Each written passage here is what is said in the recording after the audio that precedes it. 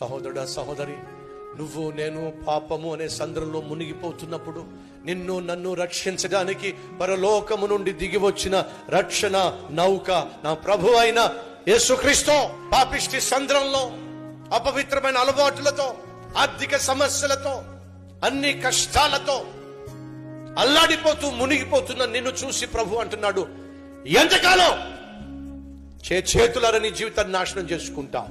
ఎంతకాలం అనేక సమస్యలతో మునిగిపోతావు? ఎంతకాలం అపవిత్రమైన అలవాట్లతో నీ జీవితాన్ని నాశనం చేసుకుంటావు? రా, నిన్ను రక్షించటానికే వచ్చా, క్షేమముగా నిన్ను ఒడ్డుకు చేర్చటానికే వచ్చా. రా, ప్రభు పిలుస్తుంటే వస్తావా? అవకాశాన్ని సద్వినియోగపరుచుకుంటావా?